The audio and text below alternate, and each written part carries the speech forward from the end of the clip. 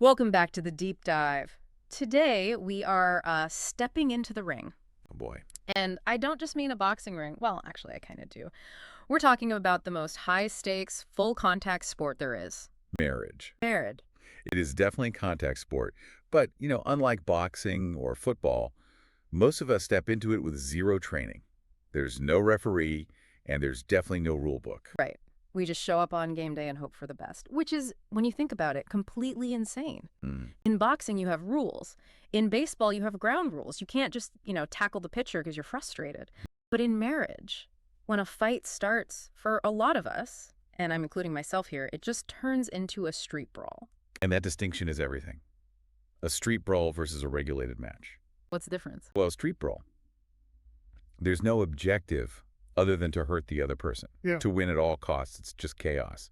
But in a marriage, if you win by hurting your partner, The relationship loses. exactly, you just tackled your own teammate. I feel a little too seen right now. Uh-oh. I gotta be honest, when my temper flares, I'm not always thinking about the team. I'm thinking, how do I score points? How do I win this? Yeah. I've thrown some elbows. I think we all have. So to keep me and anyone listening who might have a bit of a temper from getting disqualified, we're unpacking some heavy-hitting resources today. We've got Fight Fair by Tim and Joy Downs, A great one. the classic Fighting for Your Marriage by Markman and Stanley, and we're mixing in research from John Gottman and Gary Smalley. So the mission today is pretty simple. We need to build a set of rules of engagement. Right. We want to help you move from that chaotic street fight Yeah. to a regulated match where safety is like the #1 priority. Okay, so let's start with the venue, the ring itself. Why do we even need ground rules? I mean, shouldn't love just be enough? If I love my wife, shouldn't that stop me from, being a jerk? You would hope so, Yeah. but our biology, our psychology, Mhm. it often overrides our best intentions. There's this fascinating and honestly slightly terrifying story in Fight Fair that shows why just letting it all out is a terrible idea. It talks about a trend from a few decades ago where couples were given bataka clubs. Wait, I think I've seen these. They're like foam bats, like pool noodles with handles, That's them. Exactly.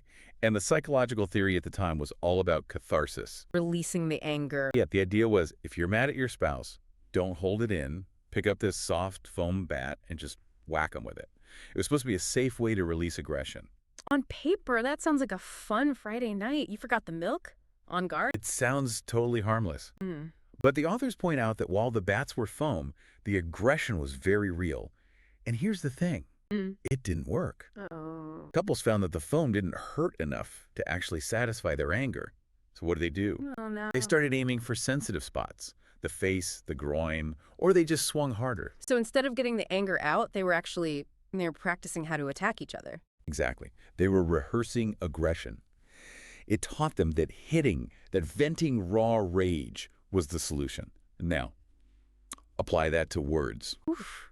In a verbal argument, we don't have foam bats. We have words. And verbal blows are so much sharper than foam. They leave scars. That's a scary thought. We think we're just venting, but we're actually swinging clubs at the person we promised to protect. Which is why we have to define what hitting below the belt really means. Okay. In boxing, a low blow stops a fight. It causes damage that's not part of the sport. In marriage, we have these tactics that do permanent damage. One of those common ones is called kitchen sinking. Oh, I am the undisputed heavyweight champion of this move. But for those who might not know, break it down. Okay, let's play this out. Let's say we're married. Lucky you. Very lucky.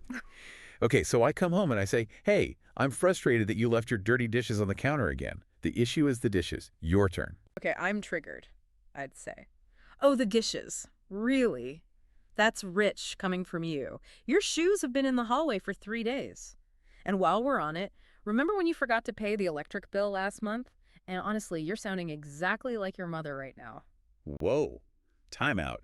Do you see what you just did? I think I blacked out. What happened? You threw everything but the kitchen sink at me. We started with a single fork, and now we're talking about my shoes, the electric bill, money, and my mother. And now you're not even thinking about the dishes, you're defending your mom. Right. I'm completely overwhelmed. Kitchen sinking is a power move. You do it to bury your partner under so much evidence they just have to surrender. But the result isn't a clean kitchen. No, the result is a shutdown partner. You can't solve 10 years of resentment in one conversation about a fork. It makes the problem totally unsolvable. Okay, what about the other big one? Character assassination. This is the difference between attacking the action versus attacking the identity. But is there really a difference? I mean, if I tell my wife she's being messy, or I tell her she is a messy person, she's going to get mad either way. It feels like semantics. It feels like semantics to the speaker, maybe. But to the receiver, it's the difference between a critique and a declaration of war. Think of it this way. A complaint is, you forgot to take out the trash, and I feel frustrated. That's about the trash. It's solvable. You can go take out the trash. Right. Character assassination is, you are a lazy, irresponsible person. Ouch. That's about who you are. You can't fix your personality in 5 minutes. When you attack someone's character, you trigger shame. And shame doesn't make people cooperate. It makes them hide or fight back. Yeah. You made a mistake versus you are a mistake. That's a huge distinction. It's massive. And this brings us to that stadium analogy from Fighting for Your Marriage. I love this one. This is the baseball thing, right? Yes. So every baseball stadium is a little bit weird, right? Yeah. Some have high walls, some have strange angles. Fenway Park. Exactly. So because of these quirks, the league has ground rules. Before the game even starts, everyone agrees. If a ball hits that weird sign, it's a double. If it gets stuck in the ivy, it's a ground rule double. Right. They don't wait until the ball is literally rolling around on the field to try and decide the rule. Because they'd just be screaming at each other. Yeah. You can't write the rule book in the middle of the game. And that is exactly what couples try to do. They try to decide what's fair in the middle of a screaming match. It doesn't work. So you have to agree on the safety rules, what's out of bounds, what's a foul during times of peace. You define the strike zone before you even step up to the plate. That makes so much sense. So let's get into the specifics. If we're our own referees, what are the fouls we need to be calling? Well, since we don't have a little guy in stripes to blow a whistle, we have to self-officiate.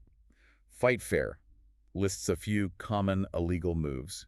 I'll start with one I am so guilty of just to keep this humiliation train rolling. History lessons. This one's related to kitchen sinking. It's bringing up old grievances that you can't change. You did this in 2018. Right. If it happened 3 years ago and you already said you forgave them, bringing it up now is just a cheap shot. It's a low blow. It's a terrible move. Okay, another one is the blame game. Oh, yeah, the you statements. This is all your fault. You always do this. It's like you're pinning 100% of the responsibility on them. Which is almost never true. It's usually a dynamic. It's never 100% one person's fault. Okay, here's one I found really interesting. Mind reading. I mean, usually I wish I had this superpower, but you're saying it's actually a bad thing. In a conflict, yes. Mind reading is when you assume you know the intent behind your partner's action. And our brains, they're wired for survival, so we usually assume the worst possible intent. Okay, give me an example. Let's say your partner is 20 minutes late coming home. Mind reading says, they're late because they don't respect my time, or they did this on purpose to avoid helping with the kids. Man, I have had those exact thoughts. She's doing this to get at me. Exactly.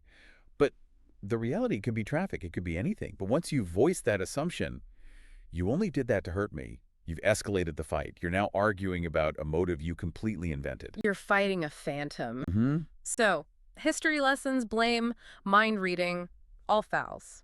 But there's a specific foul that happens right at the beginning, right? The Gottman stuff. This is so crucial. John Gottman talks about the startup. He found that the first 3 minutes of a conflict usually predict how it's going to end. Wow. 96% of the time, if you start harsh, you end harsh. So if I come out swinging, I've pretty much already lost. Essentially, yeah. He talks about a harsh startup versus a soft startup. A harsh startup is just an immediate attack. You are so selfish you never think about anyone else. Okay, so let me try to fix that with the soft startup. Tell me if I get this right. I feel like you're being a jerk. Brish. Flag on the play. I said I feel. You did, but you followed it with a judgment about me. That's just a harsh startup wearing a disguise. Ah. A true soft startup focuses on your actual feeling, not a judgment, and then it states a positive need. Okay, coach. How do we do it right? Try this. I'm feeling a little lonely right now, and I really need some connection with you. Wow, that feels really vulnerable. It is, and that's why it works. It's an invitation, not an attack. It's pretty hard to scream at someone who's saying, I'm lonely and I miss you. That is a total game changer, but let's be real. Sometimes we blow the soft startup. We're human, we're tired, we're already in it, the heart is racing, we're yelling. What do we do when the game is getting out of hand? You have to stop the bleeding. You call a timeout. And I don't mean a punishment. I mean a physiological break. See, this is tough for me. I always feel like if I walk away, I'm losing. Or I'm leaving things unresolved. My instinct is just to push through and finish it. And that instinct is exactly what can destroy the relationship in that moment. You have to understand the physiology. Gottman calls this flooding. Okay, what's happening under the hood when we're flooded? Your heart rate shoots up to over 100 beats per minute. Your body starts pumping out adrenaline, cortisol. You're in fight or flight mode. Your body literally thinks it's being chased by a tiger. So my body thinks my wife asking about the credit card bill is a tiger. Biologically, pretty much, yeah. And here's the scary part. When that happens, your prefrontal cortex, the part of your brain that handles logic and empathy and problem solving, it shuts down. It goes offline. It goes completely offline. Blood flows away from it to your muscles so you can run or fight. So when I'm trying to reason with my partner and they have that glazed over crazy look in their eyes, They physically cannot hear you. They're biologically incapable of empathy in that moment. It's like Right. trying to explain algebra to someone who's running for their life. so pushing through is pointless? It's worse than pointless. It's damaging. You will say things you don't mean because your lizard brain is driving the bus. Yeah. You have to stop the action. But, and this is a big but, you can't just storm out, right? Because if I just walk out the door, my wife is going to feel abandoned and she's going to follow me down the hall. Correct. That's the stonewalling trap. You can't just leave. It triggers panic. So fighting for your marriage gives us a really strict protocol for the timeout. Okay, walk us through the play. First, the signal. Either person can say timeout or make the T hand signal. And the rule is it has to be respected immediately. No one more thing. Ugh, that's so hard. Swallowing that last zinger is physically painful sometimes. It is. But here's the part that makes it safe. Mm. The person who calls the time out must state a specific time when they will return. Ah, okay. So not just I'm done, it's I am flooded. I can't think. I'm taking a break and I will be back in 20 minutes. Or, let's talk about this after the kids go to bed. You're giving a promise of return. Right. That lowers the anxiety for the other person. They know you're not just ditching them. Okay, so I've called the timeout. I'm in the other room. I've got 20 minutes. Now, normally I'd spend that time pacing, rehearsing my closing arguments. I'm thinking, oh, I should have said that. And if you do that, you're wasting the timeout. You're keeping your body flooded with all those stress hormones. You're re-stimulating the tiger. Yes. The goal of the timeout is to lower your heart rate. You have to do something soothing and completely distracting. So not thinking about the fight. No. Yeah. Read a magazine. Watch a dumb video on your phone. Take a walk. You have to force your physiology back to baseline so your logic brain can turn back on. Okay, so let's say we've done that. We've cooled down. The tiger is gone. We're back in the same room. How do we actually talk without starting the fire all over again? So we have two big tools here. One for, let's call it maintenance, and one for heavy lifting. Okay, Let's start with the sandwich method from Gary Smalley's work. I like a good sandwich. Think of this as how you package a complaint so it doesn't blow up. You have the top bun, the meat, and the bottom bun. The buns are soft, the meat is the hard part. So you don't just slap the meat on the table. Right. The top bun is validation. I know you've been working so hard lately, and I really appreciate it. You're signaling, I'm on your team. Okay, my defenses are down a little. I'm listening. Then comes the meat, the actual problem. Yeah. But I'm feeling really frustrated that the chores aren't getting done, and I feel overwhelmed. Okay, I hear the issue. Then you immediately follow with the bottom bun, which reaffirms the commitment. And I'm bringing this up because I want us to have a relaxing evening together. I love you. That is so much better than just, you never do anything around here. It creates a safety wrapper around the conflict. Right. But sometimes the sandwich isn't enough. Sometimes the issue is too hot, or you've been fighting about it for years. That is when you need the speaker-listener technique. Okay, I gotta be the skeptic here for a sec. Go for it. I've read about this. It involves holding, like, a talking stick, right? An object. Yeah. If I pulled out a pen in a fight and told my wife, only the person holding the pen can speak, she would laugh me out of the room.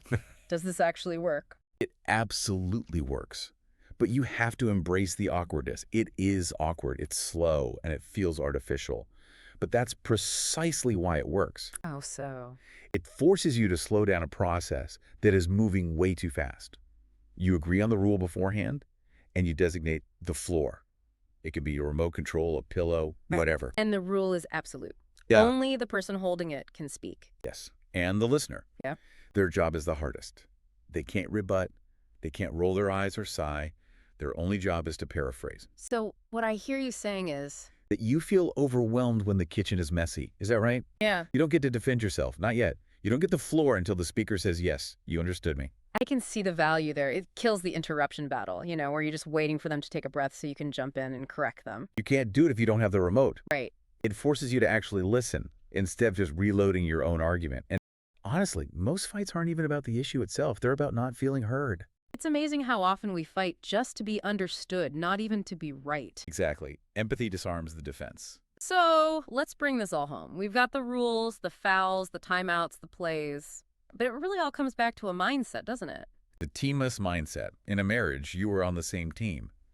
If one of you wins by crushing the other, the team loses. The enemy isn't your spouse. The enemy is the conflict pattern. The enemy is the misunderstanding. I love that. We're fighting the pattern, not each other. So here's your challenge for this week. This comes straight from Fight Fair. I want you to sit down with your partner when you are not fighting and write a personal foul list. This is such a great exercise. You agree on the specific words or actions that are banned forever in your house. Maybe it's the D word, divorce. You just don't throw that word around as a weapon. Maybe it's calling each other names like stupid or lazy. Or a specific trigger, like bringing up a past failure. Put it on the list. And you agree that if anyone uses a personal foul, the play stops immediately. A flag is thrown. And you have to apologize before you can move on. It's about creating a zone of safety, right? Even when we disagree, I need to know you're not going to go for the throat. I'll leave you with this final thought to mull over. Conflict is inevitable. You put two different people in one life, they're going to collide. But combat is optional. You will fight. But you can choose to fight with gloves on and with rules in place. Conflict is inevitable. Combat is optional. That is going on a sticky note on my fridge. It's a good reminder for all of us. Thank you all for listening. Go out there, find your floor object, and maybe not a heavy one, keep it safe, and go officiate your next disagreement with some fairness. We'll see you next time on The Deep Dive.